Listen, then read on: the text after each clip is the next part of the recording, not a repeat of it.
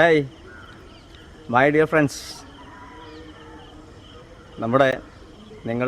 എൻ്റെ കുറേ ആളുകൾ എക്സാമിനേഷനെ കഴിഞ്ഞ് നല്ല വെക്കേഷൻ മോഡിലേക്ക് വരുന്ന ഈ സമയത്ത് എൻ്റെ യൂട്യൂബിൽ കുറേ ആളുകൾ വെക്കേഷൻ എങ്ങനെ സ്പെൻഡ് ചെയ്യണം എന്ന് ചോദിച്ചിരുന്നു.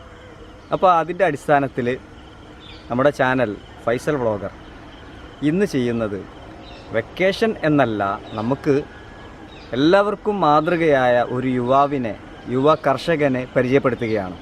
ഇപ്പോൾ ഇതിൻ്റെ തമ്പനയിൽ നിങ്ങൾ കണ്ടു ഇദ്ദേഹത്തിൻ്റെ ഏണിങ്സ് എത്ര, വരുമാനം എത്ര എന്നുള്ളത്. അതൊരു തള്ളല്ല. ശരിക്കും നമ്മൾ കഠിനാധ്വാനം ചെയ്താൽ നമുക്ക് അതിലൂടെ മാക്സിമം ഏണിങ്സ് വരുമാനം ഉണ്ടാക്കാൻ സാധിക്കും. ഇപ്പോൾ ഞാൻ പരിചയപ്പെടുത്തുന്നത് എൻ്റെ നാട്ടിലെ, അതായത് മലപ്പുറം ജില്ലയിൽ കോട്ടക്കൽ പാലപ്പുറയിലെ ഷഫീഖ് എന്ന യുവ കർഷകനെയും അദ്ദേഹത്തിൻ്റെ വിവിധ കൃഷി രീതികളുമാണ്. ഇതിൽ അദ്ദേഹത്തിൻ്റെ കാര്യങ്ങൾ എന്തൊക്കെ ചെയ്യുന്നു എന്നുള്ളതാണ്. അപ്പോൾ നമ്മുടെ വെക്കേഷൻ നിങ്ങൾക്ക് കുറേ ആക്ടിവിറ്റീസ്, കുറേ വീഡിയോസുമായിട്ട് നിങ്ങളുടെ മുന്നിൽ വരുന്നു. അതൊക്കെ നിങ്ങൾ കാണണം. നല്ല അടിപൊളി ട്രാവൽ വീഡിയോ ഉൾപ്പെടെ, അതേപോലെ തന്നെ മറ്റ് കരിയർ ഗൈഡൻസിൻ്റെ കാര്യങ്ങളൊക്കെ ഉൾക്കൊള്ളിച്ചുകൊണ്ട് ഡിഫറെൻറ്റ് വീഡിയോസുമായി നിങ്ങളുടെ മുന്നിൽ വരും. നിങ്ങളുടെ ഒക്കെ പിന്തുണ, സഹകരണം ഉണ്ടാവണം. ഞാൻ അതിലേക്കൊന്നുമല്ല നീങ്ങുന്നത്. ഇന്നത്തെ വീഡിയോയിലേക്ക് നമുക്ക് പ്രവേശിക്കാം. എക്സാമിൻ ടൈമിൽ, പരീക്ഷാ ടൈമിൽ ഭയങ്കര സപ്പോർട്ടായിരുന്നു നമുക്കുണ്ടായിരുന്നത്. അതുകൊണ്ട് തന്നെ നിങ്ങൾ സ്റ്റേ ട്യൂൺ വിത്ത് മീ. അതോടൊപ്പം തന്നെ ഞാനിപ്പോഴുള്ളത് ഇവിടെ നമ്മുടെ ഈ സ്ഥലം എന്ന് പറയുന്നത് കോട്ടക്കൽ പിന്നെ ഉദ്യാനപാത അതിൻ്റെ ഭാഗത്താണുള്ളത്.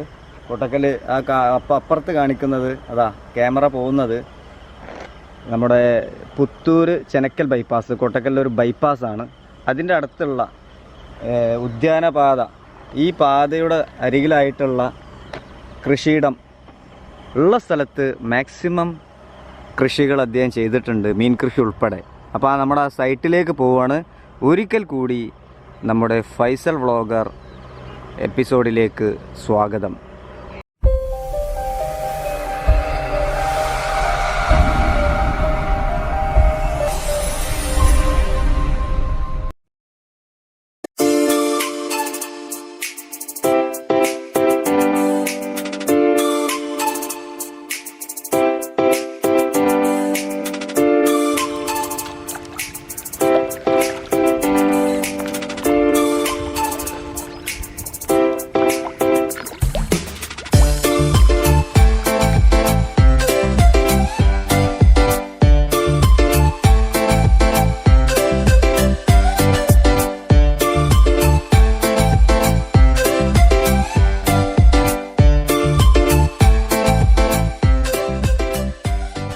ഇപ്പോൾ ഞാൻ നേരത്തെ നിങ്ങളോട് പറഞ്ഞ ആ യുവ കർഷകൻ, എല്ലാ യൂത്ത് ഐക്കൺ എന്ന് വേണമെങ്കിൽ പറയാം. നമ്മുടെ കോട്ടക്കലിൽ പാലപ്പുറയിൽ എൻ്റെ അയൽവാസിയായിട്ടുള്ള ഷഫീഖിൻ്റെ കൃഷിസ്ഥലത്താണ് ഇപ്പോൾ നമ്മളുള്ളത്.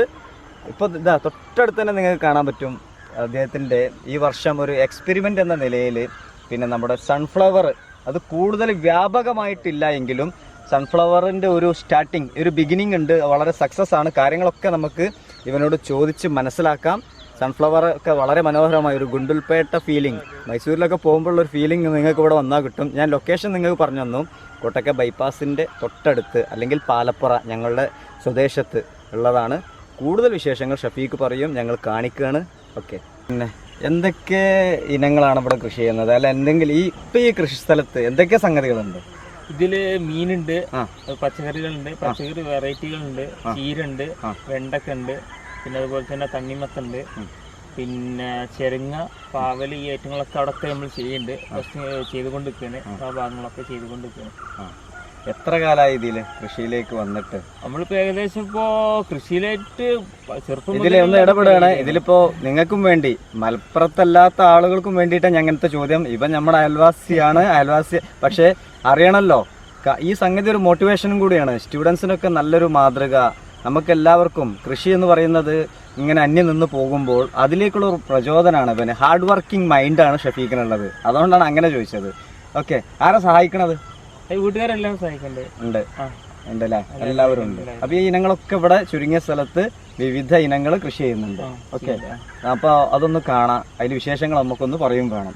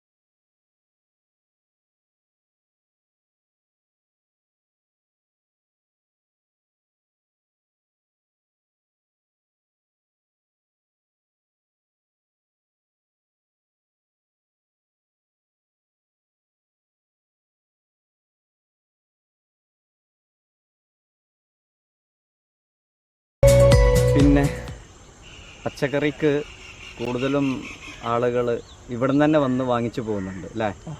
അപ്പോൾ അത് ഏകദേശം എത്ര രൂപയുടെ ഒരു കച്ചവടം ഉണ്ടോ? ഇവിടെ പറയുന്നതിൽ വിരോധമുണ്ടോ?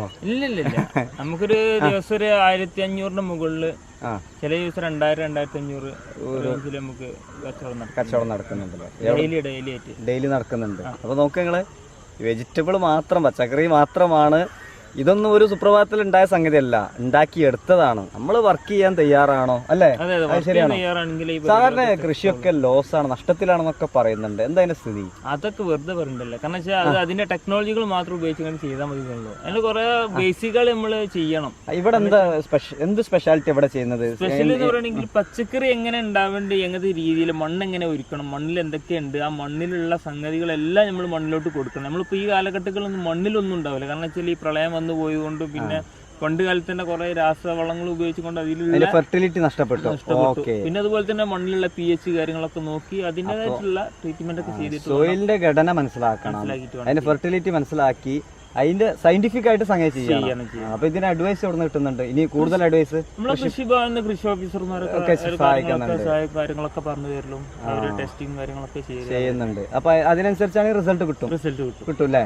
ഓ, അതാണ്. അപ്പൊ ഇവിടെ പറഞ്ഞു കേട്ടങ്ങള്, ഇത് വളരെ പ്രധാനപ്പെട്ട വേർഡാണ്. അതായത് നമ്മൾ മണ്ണിന്റെ സ്വഭാവം മനസ്സിലാക്കി ശാസ്ത്രീയമായിട്ട് ചെയ്യുകയാണെങ്കിൽ ഇത് നല്ല പ്രോഫിറ്റബിൾ കാര്യം തന്നെയാണ്. ഒരു ജോബ് എന്നതിലുപരി ഒരു സംതൃപ്തിയുള്ള ഒരു പ്രവർത്തനമാണെന്ന് കൂടിയാണ് ഇവിടെ മനസ്സിലാക്കുക. അതോടൊപ്പം തന്നെ നല്ല ഏണിങ്സും കിട്ടും എന്നാണ് പറയുന്നത്. ഓക്കെ, അപ്പോൾ പിന്നെ വേറെന്താ ചെയ്യുന്നത്? അതിൽ തന്നെ ഇവിടെ ചെയ്യുന്ന രീതികൾ പിന്നെ ഇറിഗേഷൻസ് ആണ്, ടെക്നോളജികളായിട്ടുള്ള ഇറിഗേഷൻ, ട്രിപ്പ് ഇറിഗേഷൻ, സ്പ്രിംഗ്ലർ ഒക്കെ ഇവിടെ നടത്തുന്നുണ്ട്. ഡ്രിപ്പ് ഉണ്ട്, സ്പ്രിംഗ്ലർ ഉണ്ട് അല്ലേ? അതൊക്കെ ഇംപ്ലിമെന്റ് ചെയ്തുകൊണ്ടിരിക്കുന്നുണ്ട്. ഇതിനിപ്പോ ഇവിടെ നമ്മൾ സൺഫ്ലവർ കണ്ടു. അത് എന്ത് ധൈര്യത്തിലാണ് നമ്മൾ സൺഫ്ലവർ ചെയ്തത്? ഞാൻ കഴിഞ്ഞ പ്രാവശ്യം ഞാൻ ചെയ്യലുണ്ട്. കാരണം ഞാൻ ഇതിക്ക് കീടങ്ങൾ വരാതിരിക്കാൻ വേണ്ടിയിട്ടാണ് മെയിൻ ആയിട്ട് ചെയ്യുന്നത്. പിന്നെ അതിന്റെ ബാലൻസ് ഉള്ള നമ്മൾ എണ്ണക്ക് വേണ്ടിയിട്ട് ചെയ്യുന്നുണ്ട്. കുറച്ച് നമ്മൾ അടുത്ത വർഷത്തെ സീഡിന് വേണ്ടിയിട്ട് ചെയ്യുന്നുണ്ട്. അപ്പൊ അടുത്ത വർഷം ഇത് ഒന്നുകൂടെ വ്യാപകമായിട്ട് ചെയ്യാനുള്ള ഉദ്ദേശം ഉണ്ടോ? സൺഫ്ലവർ നമ്മള് മെയിൻ ആയിട്ട് ചെയ്യുന്നത് കീടം നിയന്ത്രണത്തിന് വേണ്ടിട്ട് മാത്രം. അതുപോലെ തന്നെ ചെണ്ടുമല്ലി ഐറ്റങ്ങളൊക്കെ, ഫ്ലവറുകളൊക്കെ അതിന്റെ ഇടയിൽ. അല്ല, ഇത് സാധാരണ ഇവിടെ വളരാറില്ലല്ലോ സൺഫ്ലവർ. നമ്മൾ പോകുമ്പോൾ ഗുണ്ടൽപേട്ട, മൈസൂർ ഭാഗങ്ങളിലാണ് കാണുന്നത്. അതിന് അനുയോജ്യമാണോ നമ്മുടെ മണ്ണ്? നമുക്ക് അനുയോജ്യമാണ്. സീസണിലാവുകയാണെങ്കിൽ നല്ല പ്രോഫിറ്റ് ആവും. കാരണം വെച്ചാല് നവംബർ, ഡിസംബർ, ജനുവരിയിൽ നമ്മൾ ഇതിന്റെ വിത്ത് ഇടുകയാണെങ്കിൽ അത്യാവശ്യം വലിയ വിത്ത് തന്നെ കിട്ടും. ഏകദേശം 1 കിലോന്റെ മുകളിൽ തൂക്കം വരുന്ന വിത്ത് തന്നെ കിട്ടും, സീഡ് കിട്ടും. ഇത് കാണാൻ ഒത്തിരി പേര് പല ഭാഗത്തുനിന്നും വരുന്നുണ്ട്. സാധനം മേടിക്കുക. എവിടുന്നാണ് ഇതിന് പർച്ചേസിംഗിന് ആളുകൾ എവിടുന്നാ വരുന്നത്? പർച്ചേസിംഗ് പല ഭാഗത്തുനിന്നും നമ്മുടെ പ്രദേശത്ത് അടുത്ത ലൊക്കാലിറ്റിയിൽ നിന്നൊക്കെ വരുന്നുണ്ട്. ഓക്കെ, അപ്പൊ ഇത് ഗവൺമെന്റ് ഭാഗത്തു നിന്ന് എന്താണ്, എത്രത്തോളം സഹായങ്ങൾ കിട്ടുന്നുണ്ട്? ഗവൺമെന്റിന് നല്ല സപ്പോർട്ടാണ്. ഇനിയിപ്പോ പ്രത്യേകിച്ചും ഈ കർഷകർ ഇറങ്ങേണ്ടവർക്കൊക്കെ ഗവൺമെന്റ് സപ്പോർട്ട് ചെയ്യുന്നുണ്ട്. എന്ത് സഹായം ഉള്ളത്? ഗവൺമെന്റ് എന്തൊക്കെ തരത്തിലാണ് നമുക്ക് വിത്ത് തരുന്നുണ്ട്, പിന്നെ കൃഷി ഓഫീസിൽ നിന്ന് വിത്ത് തരുന്നുണ്ട്, അതുപോലെ തന്നെ വളം തരുന്നുണ്ട്. പിന്നെ അതിന് പറ്റില്ല, നമുക്ക് അതൊന്നും തന്നില്ലെങ്കിൽ അവർക്ക് അതിന്റെ ഒരു മേൽനോട്ടം തന്നെ മതി. അവരെ മേൽനോട്ടം തന്നെ മതി, ധാരാളമാണ്. ഒന്നും തന്നില്ലെങ്കിൽ അവർ മേൽനോട്ടം ഇന്ന കാര്യങ്ങൾ ഇന്ന ചെയ്താൽ മതി എന്നുള്ള ആ ഒരു ബാക്കിൽ നിന്നൊരു തള്ള്, ഒരു സപ്പോർട്ട് മാത്രം മതി. നൽകുന്നുണ്ട്. നല്ല ഉഷാറാണ് കോട്ടക്കൽ നഗരസഭ. അതുപോലെ തന്നെ ഒക്കെ നല്ല ഉഷാർ. കോട്ടക്കൽ കൃഷിഭവൻ അരുൺ എൻ്റെ സുഹൃത്താണ്, കൃഷി ഓഫീസർ ഷഫീഖിന്റെ കൂടെ നല്ല സപ്പോർട്ടാണ് അരുൺ. ഇവിടെ മാത്രമല്ല, കൃഷി മേഖലയിൽ നല്ല സപ്പോർട്ടാണ്. പ്രത്യേകിച്ച് ഷഫീഖ് ഒക്കെ ഉണ്ട്. അതേപോലെ തന്നെ നമ്മുടെ മുനിസിപ്പാലിറ്റി ഒക്കെ നല്ല സപ്പോർട്ടുണ്ട്. അതുകൊണ്ട് തന്നെയാണ് ഷഫീഖ് ഇത്രയും ഒരു വളരെ ചുരുങ്ങിയ വയസ്സിൽ തന്നെ ഇനിയിപ്പോൾ ഭാവിയിൽ ഒരു കാർഷിക റവല്യൂഷൻ, വിപ്ലവം തന്നെ നമ്മുടെ എൻ്റെ സുഹൃത്ത് ഷഫീഖ് നടത്തട്ടെ എന്ന് പ്രാർത്ഥിക്കുന്നു. അതാണ് നമുക്ക് വേണ്ടത്. ഇത്ര ആളുകളെ പ്രോത്സാഹിപ്പിക്കുക, അവർക്ക് പ്രോത്സാഹിപ്പിച്ചിട്ട് നമുക്ക് വേണ്ട കാര്യങ്ങളൊക്കെ ചെയ്തു കൊടുക്കുക എന്നുള്ളതാണ്. സപ്പോർട്ട് പരമാവധി ഇതിപ്പോൾ ഞങ്ങൾ പാലപ്പുറയാണ്, കോട്ടക്കൽ മുനിസിപ്പാലിറ്റിയിൽ പാലപ്പുറ എന്ന പ്രദേശമാണ്. ഇവിടുത്തെ ഒരു പ്രത്യേകത, ഇതിന് നല്ല സപ്പോർട്ട് എല്ലാ കാര്യങ്ങൾക്കും. ഏത് മേഖല എടുത്ത് നോക്കിയാലും അതിനൊക്കെ വലിയ പിന്തുണയാണ്. ഞങ്ങളുടെ നാട്ടുകാരുടെ ഒരു യൂണിറ്റി ഇവിടെ ഉണ്ട്. അപ്പോൾ പല ഭാഗങ്ങളിലും പുറത്തൊക്കെ പോയി കഴിഞ്ഞാൽ ഭയങ്കര പ്രശ്നങ്ങളാണ്. നമ്മുടെ നാട്ടിൽ അതൊന്നും ഇല്ലാത്തത് കൊണ്ട് തന്നെ ഇത്ര ആളുകൾക്കൊക്കെ നല്ല ഉഷാറായിട്ട് കൃഷി എന്നല്ല എന്തും ചെയ്യാനുള്ള ഒരു ഡെഡിക്കേഷനും ഒരു ഹാർഡ് വർക്കിങ്ങും ഒക്കെ ഉണ്ട് എന്നുള്ളതാണ്. ഏതൊക്കെ ഇനങ്ങളുണ്ട് മീൻ? ഇവിടെ കട്ടില, രേഹു, മൃഗാല്, കാർപ്പ്, തിലോപ്പിയ, നെട്ടർ, പിന്നെ അതുപോലെ തന്നെ കരിമീനുണ്ട്, വരാലുണ്ട്, ഈ ഐറ്റങ്ങളൊക്കെ ഉണ്ട്. ഓക്കെ. ഇപ്പം എന്താ പറയുക, ഞാനായതുകൊണ്ടാണ് ഇവിടെ പ്രയാസം. സഫീഖിന് ഓന് കൂടെ ഉള്ള ആളുകളാണെങ്കിൽ കൂടുതൽ മീൻ നമുക്ക് പിടിക്കാം. ഇങ്ങനെ അവിടെ അപ്പുറത്തൊക്കെ കുളങ്ങളുണ്ട്. ഇപ്പം അതാ ഇത് ഇവിടുത്തെ ഷഫീഖിൻ്റെ കീഴിലുള്ള വലിയൊരു കുളമാണ്. നേരത്തെ കണ്ടല്ലോ. ഇപ്പം ഹാർവെസ്റ്റിങ് സാധാരണ പിന്നെ ഡിസംബർ മാസം അല്ലേ, നവംബർ ഡിസംബറിലാണ് ഇതിൻ്റെ വിളവെടുപ്പ് നടത്താറുള്ളത്. മീൻ കൃഷി വിളവെടുപ്പ്. ഇപ്പോൾ കുളങ്ങൾ ഇതെന്തൊക്കെ ഇവിടുത്തെ എന്താ മീൻ കൃഷിയിൽ എന്തൊക്കെയാണ് ശ്രദ്ധിക്കേണ്ടത് ഷഫീഖ് പറ. മീൻ കൃഷിയിൽ ശ്രദ്ധിക്കാൻ കുറേ കാര്യങ്ങളുണ്ട്. ശ്രദ്ധിക്കാൻ മാത്രമേ ഉള്ളൂ, എല്ലാ ബുദ്ധിമുട്ടുള്ള കാര്യങ്ങളൊന്നുമല്ല. കാരണം വെച്ചാൽ ഇതിൻ്റെ pH നോക്കണം. ഈ കൃഷി പറഞ്ഞ മാതിരി തന്നെ ഇതിൻ്റെ pHും കാര്യങ്ങളൊക്കെ നോക്കണം. പിന്നെ അതുപോലെ തന്നെ ഫസ്റ്റ് കുളം ഒരുക്കേണ്ട രീതികളുണ്ട്. കുളം ഒരുക്കുക എന്ന് വെച്ചാൽ ആദ്യം കുമ്മായ ഇട്ടുകൊണ്ട് ഒരു 4 ദിവസം വെള്ളം നിറച്ചിടുക. പിന്നെ അതിൻ്റെ ശേഷം ഒരു 2 ദിവസം കഴിഞ്ഞതിൻ്റെ ശേഷം പിന്നെ ചാണകം കലക്കിയിടുക. പിന്നെ അതിൻ്റെ pH നോക്കുക. എന്നിട്ടാണ് നല്ല വിത്തുകൾ ഇറക്കേണ്ടത്. വിത്തുകൾ ഇറക്കുമ്പോൾ ശ്രദ്ധിക്കേണ്ട കാര്യം നല്ല വിത്തുകളെ ഇറക്കുക എന്നുള്ളതാണ്. കാരണം വെച്ചാൽ ഈ മുരടിപ്പ് വരാത്ത കുഞ്ഞുങ്ങളെ, സീസണിലുള്ള കുഞ്ഞുങ്ങളെ, ജൂൺ ജൂലൈ ആ ടൈമിലുള്ള കുഞ്ഞുങ്ങളെ ഇറക്കണമെങ്കിൽ ഏറ്റവും നല്ലതായിരിക്കും. ഇതിൻ്റെ ഫാദറാണ്, ഫാമർ തന്നെയാണ് ഇത് കാര്യങ്ങളൊക്കെ. ഈ കുളത്തിൻ്റെ മീനിൻ്റെയും തീറ്റയും കാര്യങ്ങളും ഇതിനെ പറ്റിയുള്ള പരിപാലനവും കാര്യങ്ങളൊക്കെ വാപ്പേനെ ചെയ്യല്. പിന്നെ ഇനി നമുക്ക് അടുത്തെന്താ കാണാനുള്ളത്? അടുത്തെന്താ? കോഴികളുണ്ട്, പിന്നെ താറാവുകൾ ഇവിടെ. അതായത് പിന്നെ കോഴി, താറാവ്, അതിൻ്റെ ഇനങ്ങൾ. അതിലൊരു സ്പെഷ്യാലിറ്റി ഉണ്ട്, ഒരു ഹാച്ചറി സ്പെഷ്യാലിറ്റി ഉണ്ട്. ഹാച്ചറി വളരെ ചുരുങ്ങിയ ചെലവിൽ എങ്ങനെ ഹാച്ചറി സെറ്റപ്പ് ഉണ്ടാക്കുക എന്നുള്ളത് ഇവിടെ ഈ പ്രദേശത്ത് ആദ്യം ഷഫീഖ തോന്നുന്നു, പത്രത്തിലൊക്കെ വന്നിരുന്നു. നമുക്കതൊന്ന് നോക്കാം ഹാച്ചറിയുടെ വിശേഷങ്ങൾ.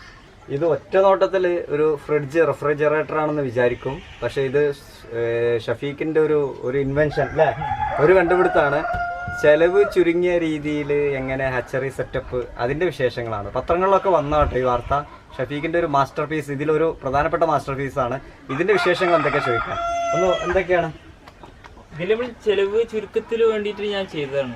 ചെങ്ങാൽ ഇൻക്യുബേറ്റർ ഉണ്ടാക്കണമെങ്കിൽ ഏകദേശം ഒരു 14,000 രൂപയോളം വരും. ഒരു ഏകദേശം 700-800 മുട്ട വെക്കാനുള്ള 14,000 രൂപേന്റെ മുകളിൽ വരും ഒരു ഇൻക്യുബേറ്ററിന്. 14,000 മുകളിൽ 45,000 വരെ ഒക്കെ വരും.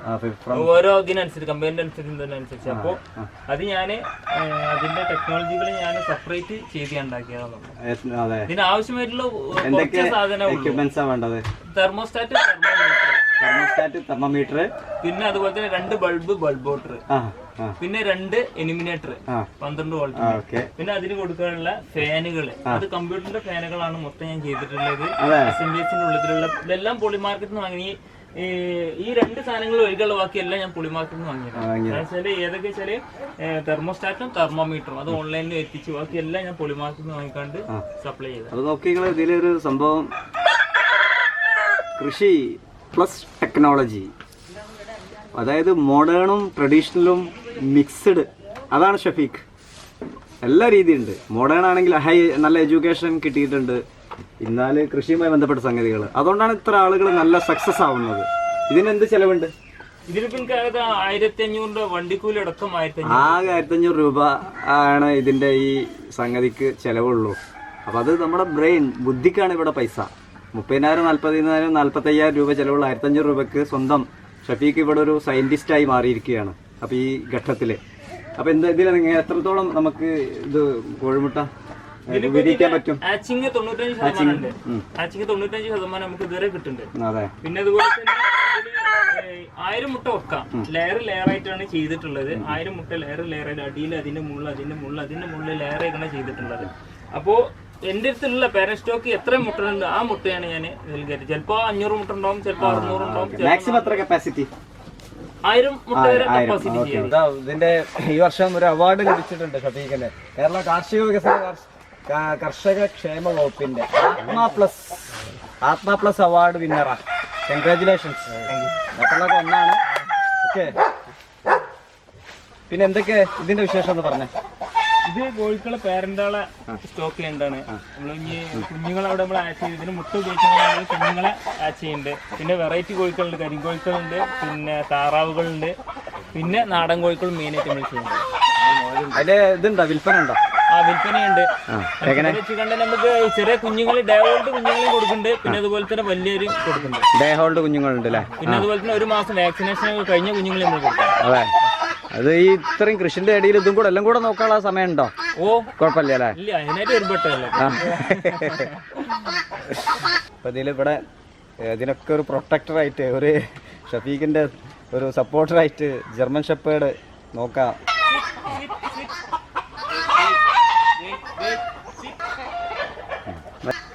അടുത്ത നമ്മൾ ഇവിടുത്തെ ഒരു ഡിഫറൻസ്, സാധാരണ കൃഷിക്കാർക്ക് വിവിധ കൃഷി രീതികളുണ്ടാവും, അതൊക്കെ കണ്ടു.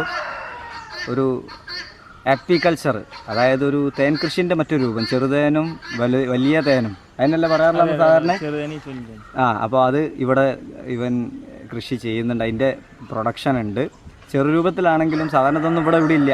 അപ്പോൾ അതിൻ്റെ വിശേഷങ്ങൾ നോക്കാം. ഇതാ എന്താണത്? ഒരു സെക്കൻഡ്. ഇത് വൻതേനീച്ച, നൊടിയൽ തേനീച്ച എന്ന് പറയും. അപ്പോൾ ഇത് മെയിനായിട്ട് ചെയ്യേണ്ടത് തേനും പിന്നെ ഈ പൂ പരാഗണം നടക്കുന്ന പച്ചക്കറിൻ്റെ ഇടയിലൊക്കെ ഈ കീടങ്ങൾ വരാതിരിക്കാൻ, പിന്നെ അതുപോലെ തന്നെ പൂ പരാഗണം നടത്തണമെങ്കിൽ തേനീച്ചകൾ വേണം.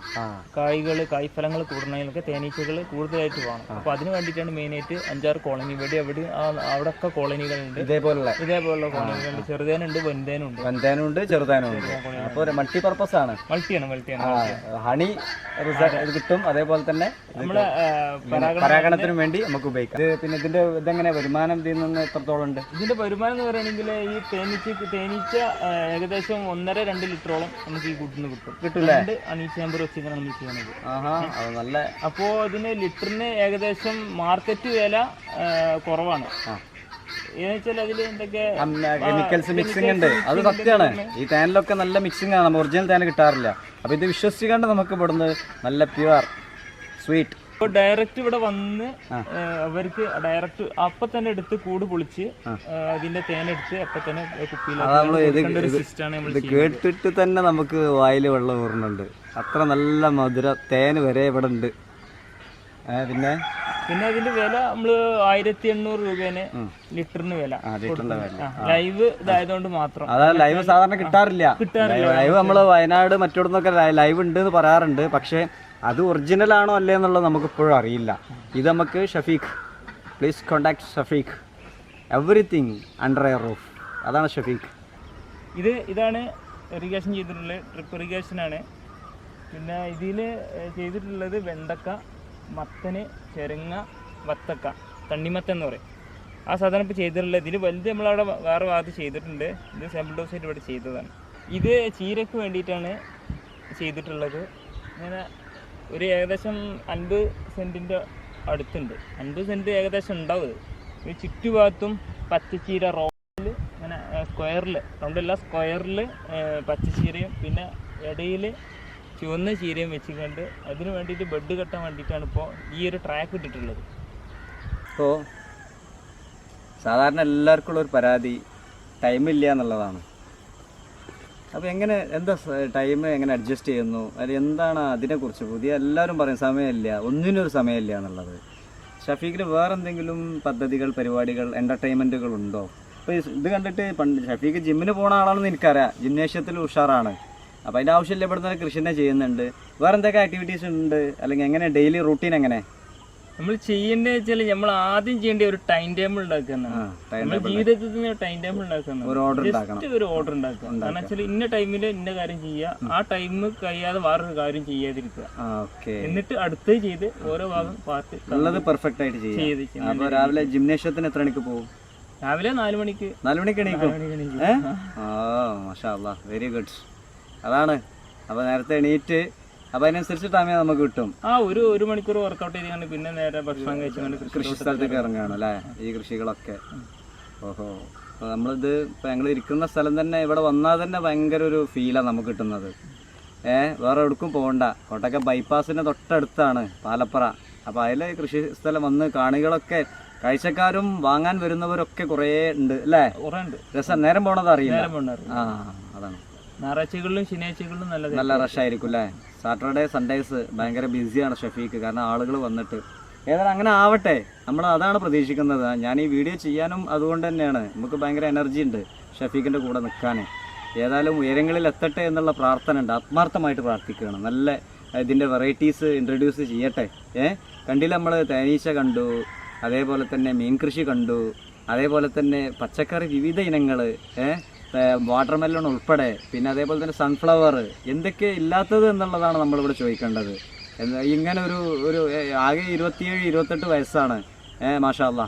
അപ്പോൾ അതുകൊണ്ട് തന്നെ ആവട്ടെ, ഇങ്ങനെ ഷഫീഖിന് ഇനിയും ഫ്യൂച്ചറിൽ വിവിധ കോൺട്രിബ്യൂഷൻസ് നാടിനും നാട്ടുകാർക്കും കൃഷിക്കാർക്കും ഒക്കെ ഉണ്ടാവട്ടെ. ഷഫീഖ് ശരിക്കും ഒരു സ്കൂളാണ്, കൃഷിയുടെ ഒരു സ്കൂളാണ്. അതിന് വേണ്ട എല്ലാം നമ്മൾ ചോദിക്കുമ്പോൾ തന്നെ അതിൻ്റെ മറുപടി വളരെ പെട്ടെന്ന് ഇതിനുമായി ബന്ധപ്പെട്ട കാര്യങ്ങൾ പറയുന്നുണ്ട്. അപ്പോൾ എല്ലാം പഠിച്ചിട്ടാണ് ഷഫീഖ് ചെയ്യുന്നത്. വെറുതെ എന്തെങ്കിലും ഒരു പരീക്ഷണം എന്നതിലുപരി നമ്മളത് ശാസ്ത്രീയമായി പഠിച്ചതിന് ശേഷം ചെയ്യുന്ന ഒരു സുഹൃത്ത്. ഉഷാറാവട്ടെ.